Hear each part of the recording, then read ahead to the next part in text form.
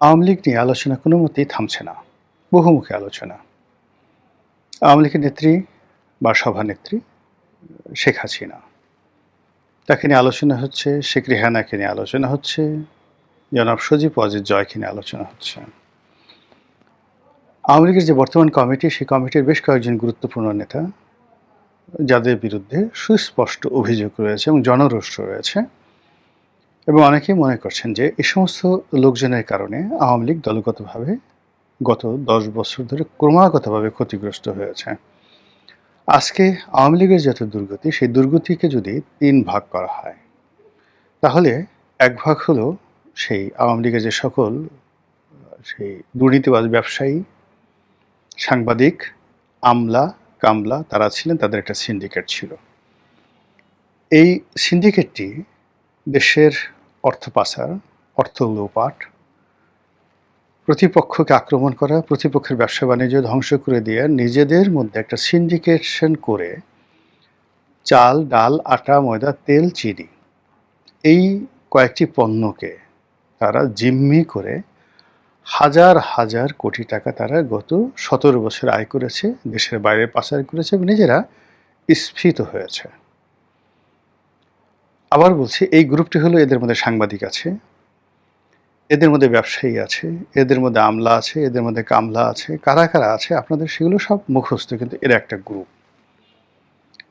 দ্বিতীয় আরেকটা গ্রুপ হলো দলের মধ্যে মন্ত্রী, এমপি এবং মন্ত্রী এমপির বাইরে মেয়র, পৌরসভার মেয়র, সিটি কর্পোরেশনের মেয়র থেকে শুরু করে অন্য যে সকল রাজনীতিবিদ রয়েছেন, এর মধ্যে ইউনিয়ন চেয়ারম্যান থেকে উপজেলা চেয়ারম্যান পর্যন্ত আছেন। তো এই সিন্ডিকেটের যারা লোকজন, তারা একেবারে সর্বনিম্ন যদি কেউ চুরি করে থাকে 100 কোটি টাকা করেছে, আর উচে তো হাজার হাজার কোটি টাকা। এমন অনেক ইউনিয়ন পরিষদের চেয়ারম্যান আছে যারা গত 17 বছরে শত শত কোটি টাকা চুরি, চামারি, টেন্ডারবাজি, চাঁদাবাজি এগুলো করে দেশ এবং দেশের বাইরে সম্পদের পাহাড় গড়ে তুলেছেন। এবং সেটা কারো নাম বলবো না, আমি শুধুমাত্র একটা উদাহরণ দেই। এক ব্যবসায়ীকে আমি জানি, এই আওয়ামী লীগ পতনের ঠিক মাস 3 আগে সেই ব্যবসায়ীর একটা বড় জমি একজন চেয়ারম্যান কিনবেন, উত্তরবঙ্গের একজন চেয়ারম্যান।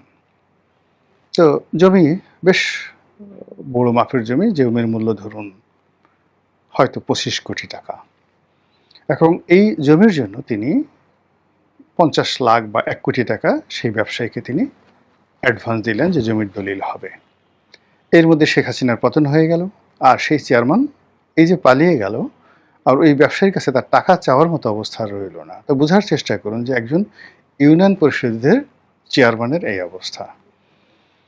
অনেক সংসদ সদস্য যাদের বিরুদ্ধে বদনাম যে তারা মানে বস্তা ভরে ভরে ঘুষ খেতেন, এবং তাদের যে টাকা ডেইলি তাদের যে টাকা ইনকাম হতো, এটা গণনা করার মতো অবস্থা তাদের ছিল না। এই জন্য অনেকের বাড়িতে টাকার মেশিন ছিল, টাকা গণনা করার মেশিন ছিল সংসদ সদস্যদের। মন্ত্রীদের কথা বাদ দিলাম, আমি বেশ কয়েকজন লোককে চিনি যাদের কথা এখন ইন্টারনেটে খুব আলোচনা হচ্ছে, যারা কেউ হুইপ ছিলেন বা কেউ সংসদ সদস্য ছিলেন, নিজের নামে, মেয়ের নামে ইংল্যান্ডে, কানাডাতে 200 কোটি 300 কোটি টাকা দামের বাড়ি কিনেছেন। মার্সিডিস মেব্যাস এর যে জিপগুলো, একদম হাই গ্রেডের যে জিপগুলো, 5000 সিসির যে জিপগুলো, সেগুলো তারা ওই বিদেশে চালাচ্ছেন। অনেকে সেই রোলস রয়েস গাড়ি একাধিক, ছেলের জন্য একটা কিনেছেন, নিজের জন্য একটা কিনেছেন, রোলস রয়েস প্যান্থম এই গ্রেডের গাড়ি তারা চালাচ্ছেন ইউএসএতে। তো এই যে দুর্নীতিবাজ যে একটা গ্রুপ, আওয়ামী লীগের যারা এই মুহূর্তে পালিয়ে আছেন কিন্তু কম্পারেটিভলি অনেস্ট, তারা এই দুর্নীতিবাজ গ্রুপটিকে, দলের মধ্যে যারা নেতা তাদেরকে বাদ দেওয়ার জন্য দলীয় সভানেত্রীকে প্রাণান্তভাবে তারা চেষ্টা চালাচ্ছেন, কনভিন্স করছেন যে এদের দ্বারা হবে না। এরপরে আরেকটি গ্রুপ রয়েছেন দলের মধ্যেই, এরা মনে করছেন যে সব দায় শেখ হাসিনার। তারা শেখ হাসিনাকে মাইনাস করতে চাচ্ছে, শেখ হাসিনার পরিবর্তে জয়কে আনতে চাচ্ছে, শেখ হাসিনার পরিবর্তে পুতুলকে আনতে চাচ্ছে, শেখ হাসিনার পরিবর্তে রেহানাকে আনতে চাচ্ছে, এবং দলের একেবারে গভীর আমরা এখান থেকে যেই কথাগুলো শুনি। এটা গেল আওয়ামী লীগের মধ্যে এই ত্রিমাত্রিক রসায়ন হচ্ছে দলের নেতৃত্ব পরিবর্তনের জন্য। আর অন্যদিকে যেটি বিভিন্ন মাধ্যমে রিফাইন্ড আওয়ামী লীগের কথা শোনা যাচ্ছে, সেই রিফাইন্ড আওয়ামী লীগে অনেকের নাম আসছে বাংলাদেশে।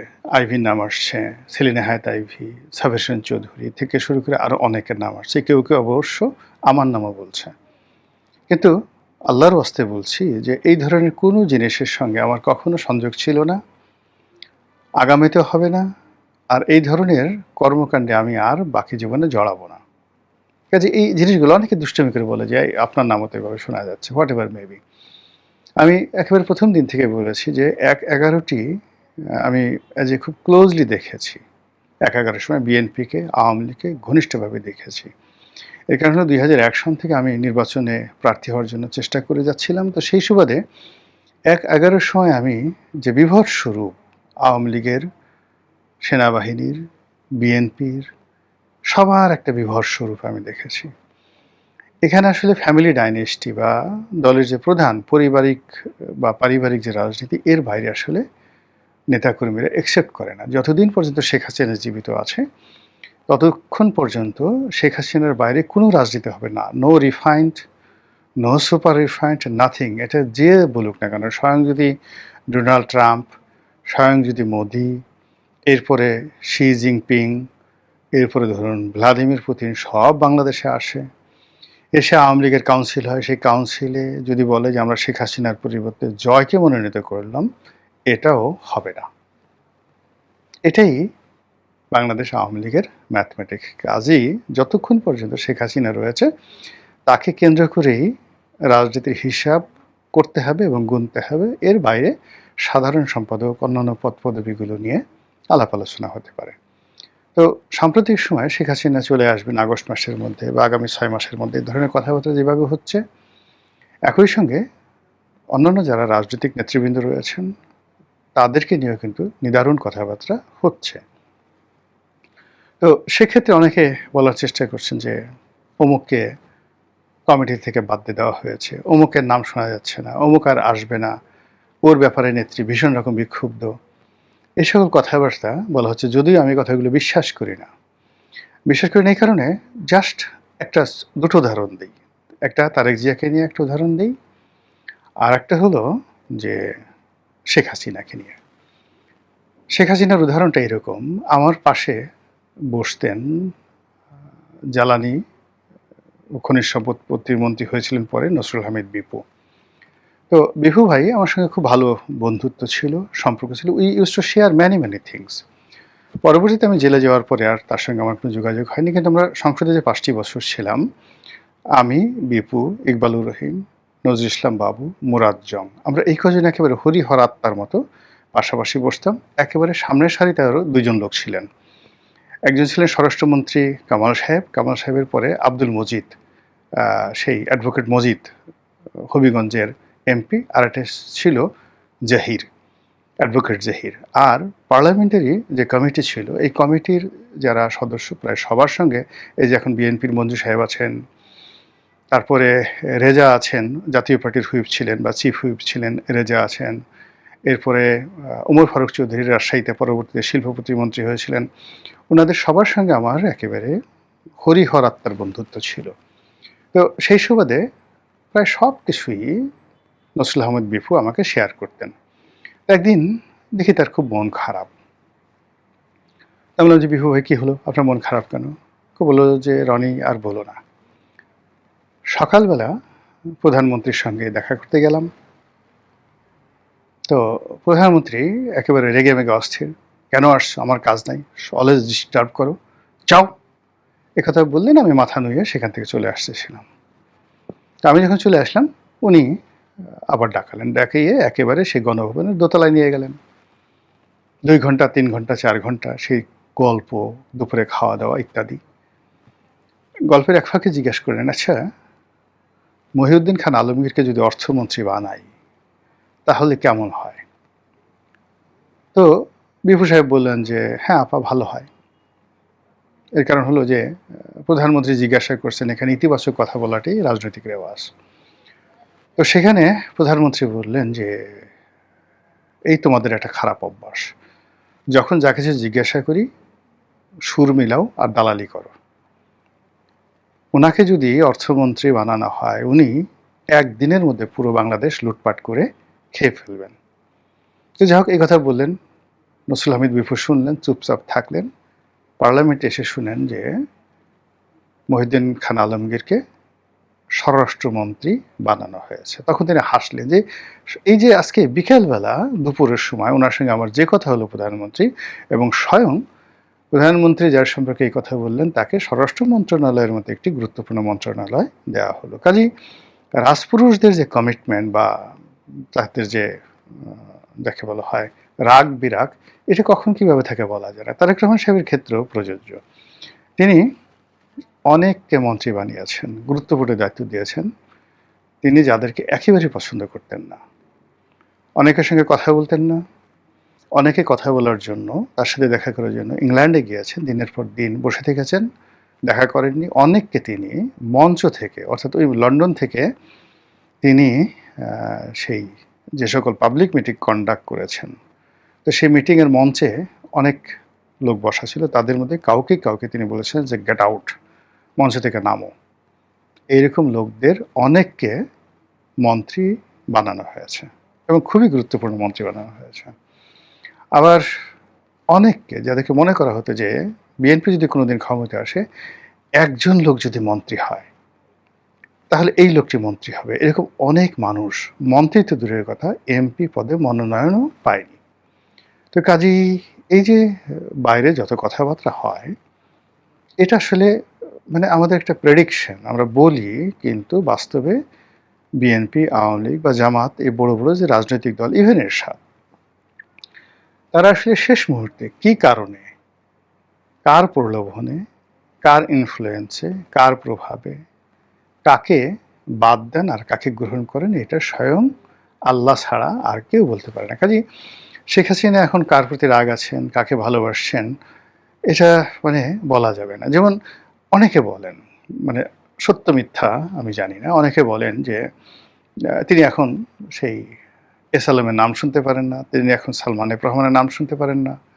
আর একজন বলেন যে তিনি এখনো পর্যন্ত মনে করেন সালমান এফ রহমান কোনো অন্যায় করেনি, তার কোনো টাকা নেই, এবং তার বাড়িঘর জ্বালিয়ে পুড়িয়ে তাকে শেষ করে দেওয়া হয়েছে, এবং আওয়ামী লীগ করার কারণে তার যতটুকু হালাল ব্যবসা ছিল সেটাও নষ্ট করে দেওয়া হয়েছে। অত্যন্ত গুরুত্বপূর্ণ আওয়ামী লীগ নেতা আমাকে এই কথা বলেছেন, এবং শেখ হাসিনার সঙ্গে তার এই বিষয়টি নিয়ে খোলামেলা আলাপ হয়েছে।